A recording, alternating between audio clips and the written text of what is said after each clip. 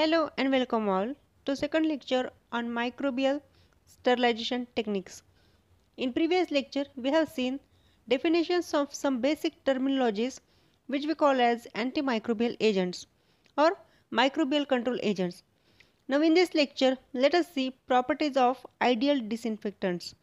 In previous lecture we have came across this term called disinfection and what these disinfectants are. So let us begin this lecture. Now, disinfectants are the chemicals that are used to destroy microorganisms, all these microbial life forms except spores. So disinfectants are chemicals which destroy all kind of microorganisms from inanimate surfaces. Now these disinfectants vary in their spectrum of activity. Some disinfectants will have a narrow spectrum activity, that means they will only be able to kill bacteria, whereas other disinfectants will have a wide spectrum of activity and those will be able to kill bacteria, fungi, yeasts, viruses.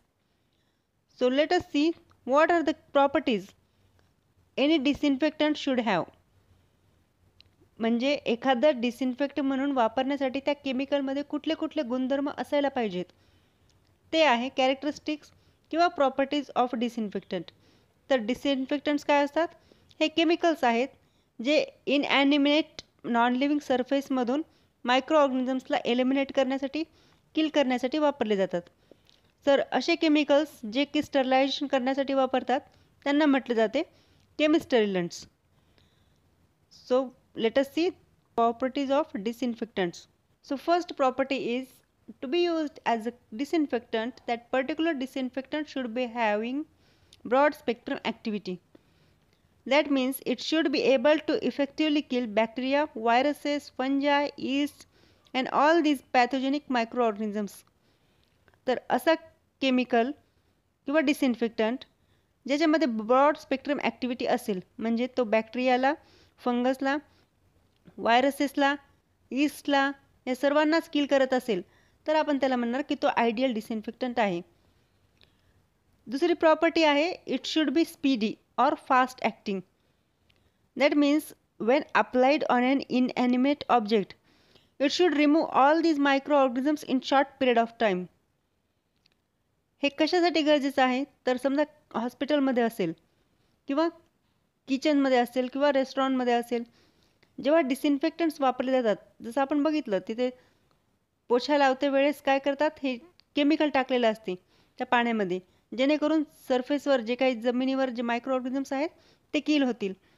आता जर एखादा chemical असेल, एखादा disinfectant असेल, त्याला react व्हायला खूप वेळ लागतो, 2-3 तास लागत असतील, तेव्हा कुठे तो मायक्रो ऑर्गॅनिझम्स किल करत असेल तर तितका वेळ ते फ्लोअरवर तो ॲक्टिव्ह राहू शकणार नाही. कशामुळे? ते कारण हे वर्दळीचे ठिकाण आहेत सर्व. So that disinfectant will not be ideal for use in that particular setup or in that particular environment. No that can be hospitals, that can be kitchen or that can be any restaurant, hotel, anything. तर disinfectant ideal तेव्हाच म्हटलं जाईल जेव्हा तो quick काम करत असेल, कमी वेळेमध्ये तो इफेक्टिवली या सर्व मायक्रो ऑर्गॅनिझम्सला किल करत असेल. Then in that case we can call it as ideal disinfectant. Third property is disinfectant should be non-toxic, non-allergic, non-irritative and non-corrosive. आता हे सर्वांचा काय अर्थ आहे? आयडियल डिसइन्फेक्टंट आपण कुणाला म्हणणार? तर असा डिसइन्फेक्टंट जो की नॉन टॉक्सिक असेल, म्हणजे जसं की आपण मायक्रोबायोलॉजी लॅबोरेटरीमध्ये असेप्टिक कंडिशन्स मेंटेन करण्यासाठी किंवा इनॉक्युलेशनसाठी असेल, कुठल्याही प्रॅक्टिकलच्या पूर्वी काय करतो, टेबल जो असेल आपला तो डिसइन्फेक्ट करून घेतो. तर असा डिसइन्फेक्टंट आपण जर वापरला की तो अप्लाय केल्यानंतर थोड्या वेळानंतर जेव्हा आपण तिथे काम करतो तेव्हा तो आपल्या एकतर डोळ्यांना किंवा हाताला ॲलर्जिक रिॲक्शन देत असेल किंवा इनहेल केल्यानंतर आपल्याला जर ते अनकम्फर्टेबल फिलिंग देत असेल तर त्या डिसइन्फेक्टंटला आपण परत वापरणार का? नाही. So a disinfectant should B non-toxic, it should be non-allergic and non-irritative as well as it should be non-corrosive. तर नॉन टॉक्सिक असला पाहिजे, नॉन ॲलर्जिक असला पाहिजे. It should be safe for humans, animals and environment after it's application. It should not cause any allergies or skin irritations or respiratory issues when applied, and it should be non corrosive. म्हणजे एखाद्या सरफेसला जेव्हा तो आपण disinfectant वापरणार, metal असेल, plastic असेल, fabric असेल, तेव्हा त्याने त्याला सरफेसला किंवा त्या नॉन लिव्हिंग ऑब्जेक्टला त्याने डॅमेज नाही केलं पाहिजे. It should be non corrosive and it should not pose any kind of damage to that surface or object to which that disinfectant has been applied. This was third property of disinfectant. Next one is it should have efficacy in varied environmental conditions. म्हणजे असा disinfectant ideal म्हणला जाईल जो की varying टेम्परेचरला, humidity लेवल्सला आणि pH कंडिशन्सला काम करेल. pH neutral असो, ॲसिडिक असो किंवा बेसिक असो, किंवा हाय टेम्परेचर असो किंवा लो टेम्परेचर असो किंवा रूम टेम्परेचर असो, या सर्व इन्व्हायरमेंट जे काही फॅक्टर्स आहेत वेगवेगळे जरी असेल तरीही त्याची इफिकसी, तो ज्या प्रकारे काम करणार, ज्या इफेक्टिव्हली तो काम करणार, ते या सर्व फॅक्टर्सनी इन्फ्लुअन्स नाही झालं पाहिजे. So it should have efficacy in व्हॅरिड environmental conditions. यालाच लागून नेक्स्ट प्रॉपर्टी आहे it should B active in any pH. म्हणजे डिसइन्फेक्टंट जो आपण वापरणार तो ॲसिडिक, न्यूट्रल आणि बेसिक, ज्याला आपण काय म्हणतो अल्कलाईन pH रेंज, या सर्व रेंजला तो इफेक्टिव्हली काम करता आलं पाहिजे त्याला. कशासाठी हे गरजेचं आहे? This is essential to ensure that particular disinfectant is used in different environment and on various surface without losing its efficacy. हे का गरजेचं आहे? कारण हे दर्शवते की तुम्ही कुठल्याही pH रेंजला जर एखादा डिसइन्फेक्टंट ठेवला तरी तो तितक्याच इफेक्टिव्हली काम करणार. So this is what fourth and fifth property of disinfectant. काय आहे? कुठल्याही इन्व्हायरमेंट कंडिशनला जरी तो अप्लाय केला तरी तो तितक्याच इफेक्टिव्हली त्याने काम केलं पाहिजे. कुठल्याही pH रेंजला, न्यूट्रल असो, ॲसिडिक असो किंवा अल्कलाईन, या तिन्ही pH रेंजला त्याने तितक्याच इफिशियंटली वर्क केलं पाहिजे. So it should be able to remove all these microorganisms irrespective of pH range, irrespective of temperature, humidity, etc. Next property is disinfectant should have high penetrating power. Ideal disinfectant कुणाला म्हणणार?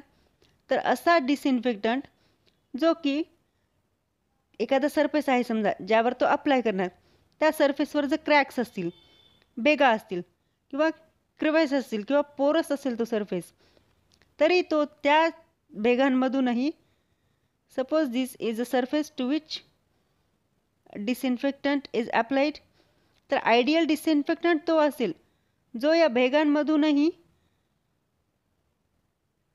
जिथे कुठे मायक्रोऑर्गॅनिझम्स लपलेले असतील तिथे पोहोचून त्याने ते मायक्रोऑर्गॅनिझम्स किल केले पाहिजे. So that we will call as ideal disinfectant. and that property we call it as high penetrating power. तो पेनिट्रेट करण्याची पावर जी आहे त्याची ती इतकी असली पाहिजे की whether that surface is having cracks or it is having pores or any smallest crevice, all these will not matter, will not get interfered in between that disinfectant and microorganisms. जिथे कुठे हे पोहोचण्यास अवघड असलेले एरिया आहेत त्या एरियामध्ये सुद्धा जाऊन त्या डिसइन्फेक्टंटनी मायक्रोऑर्गॅनिझम्सला किल केलं पाहिजे. and then we will call it as ideal disinfectant. So ideal disinfectant should have high penetrating power. It should be stable. So stability is important when we talk about property of disinfectant. Disinfectant we call stable when it remain effective and maintain its chemical integrity over time without degrading or losing its potency. म्हणजे एखादा disinfectant आहे आणि 15 दिवसामध्येच त्याने त्याची जी काही efficiency असेल किंवा त्याची टॉक्झिसिटी म्हणूयात आपण अगेन्स्ट मायक्रोऑर्गॅनिझम्स, ज्याला पोटन्सी म्हणतात, ती जर तो गमावत असेल 15 दिवसांमध्येच तो एक्सपायर होत असेल तर तो डिसइन्फेक्टंट परत आपण वापरणार का नाही. So that disinfectant we will not call as ideal disinfectant. Ideal disinfectant should have a stability. It should be stable. It should retain its efficiency. It should retain its potency without degrading over time. This is one of the property of ideal disinfectant. Next is it should be easy to use. Why this is essential? Because it should be used even by a person who doesn't have much knowledge of that disinfectant. That means that person will be able to use that disinfectant with a minimal training. This is what next property of disinfectant is. Another property is it should have a long shelf life. Shelf life refers to time or amount of time at which that particular disinfectant remains effective or active. एखाद्या डिसइन्फेक्टंटची shelf life ही जास्त असणं का गरजेचं आहे? Because if the disinfectant is having a long shelf life we will not be having any need to replace it with another disinfectant. एखाद्या डिसइन्फेक्टंटची जर long shelf life असेल तर आपल्याला तोच डिसइन्फेक्टंट जास्त काळासाठी वापरता येईल. अदरवाईज जर डिसइन्फेक्टंटची शेल्फ लाईफ जर कमी असेल तर आपल्याला दुसरा डिसइन्फेक्टंट घ्यावा लागेल आणि तो वापरावा लागेल. So that also causes waste generation. Next property is disinfectant should not have a residual toxicity. Now what does this mean? It means that when we apply disinfectant on an inanimate object, म्हणजे non living ऑब्जेक्टवर जेव्हा आपण एखादा disinfectant apply करतो तेव्हा त्याच्या वापरानंतर after it's application कुठल्याही प्रकारचे हार्मफुल रेसिड्यूज किंवा टॉक्झिक रेसिड्यूज त्याने सोडले नाही पाहिजे. Otherwise that will cause issues to humans or food. जर एखादा किचनमध्ये जर डिसइन्फेक्टंट आपण वापरला आणि त्याच्या वापरानंतर जर ते काही टॉक्झिक रेसिड्यूज सोडत असेल सो दॅट विल कंटॅमिनेट फूड. और if we apply that disinfectant in hospitals or any such environment or to any such non living objects, then it will cause adverse effects on environment as well as humans. त्यामुळे डिसइन्फेक्टंटनी कुठल्याही प्रकारचे residual टॉक्झिसिटी सोडली नाही पाहिजे. Next property is disinfectant should be water soluble.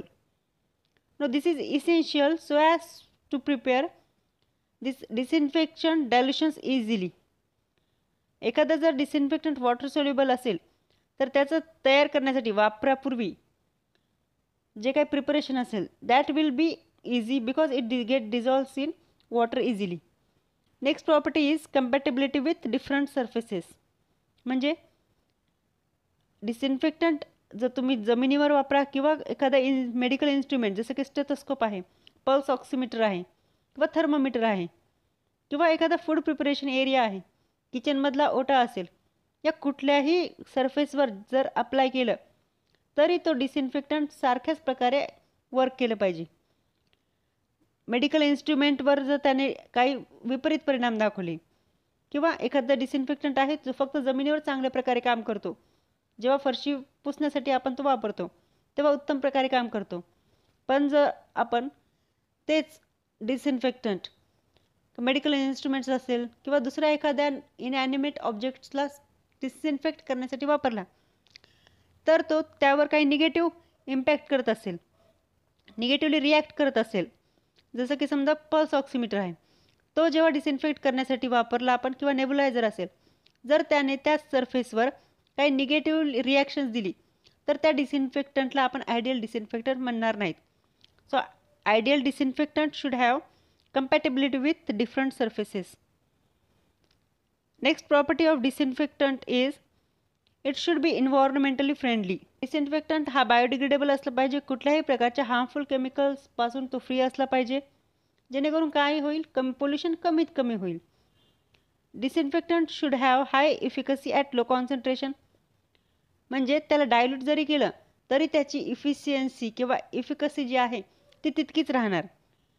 त्या डिसइन्फेक्टंटला आपण म्हणणार की तो आयडियल डिसइन्फेक्टंट आहे. का गरजेचं आहे? जसं की आपण बघतो लॅबोरेटरीमध्ये टेबलटॉप डिसइन्फेक्शनसाठी आपण डेटॉलला डायल्यूट जर केलं 10% डेटॉल जर वापरला तरी जो तो तितक्याच इफिशियंटली काम करत असेल तर डिसइन्फेक्टंट जो आहे तो पर्टिक्युलर डिसइन्फेक्टंट आपण जास्त काळासाठी वापरू शकतो. So that is what a cost effectiveness is.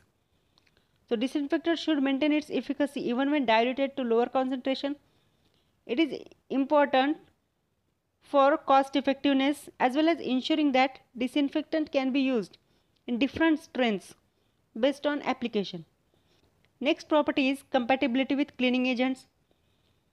In earlier properties we have seen it should have compatibility with different surfaces. Here it should be having compatibility with cleaning agents.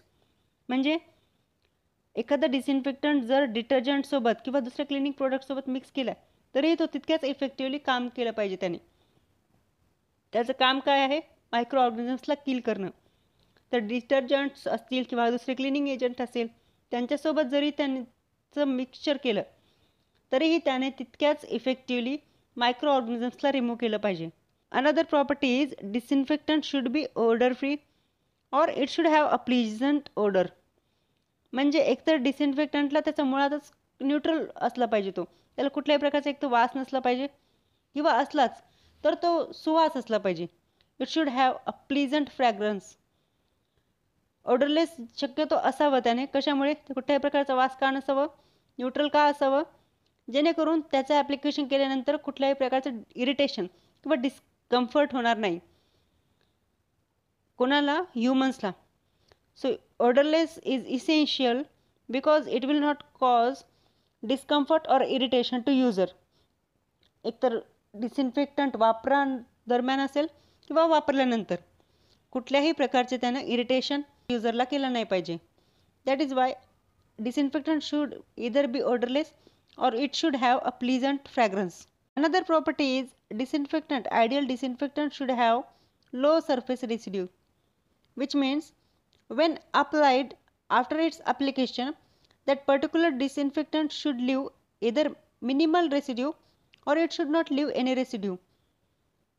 म्हणजे एखादा disinfectant आहे समजा तुम्ही जे या non living किंवा इनॲनिमेट ऑब्जेक्टवर apply केला तर त्याने कुठल्याही प्रकारचे एक तर चिकट, ज्याला आपण काय म्हणणार ग्रीसी सरफेस और sticky, so it should not make that surface greasy और स्टिकी.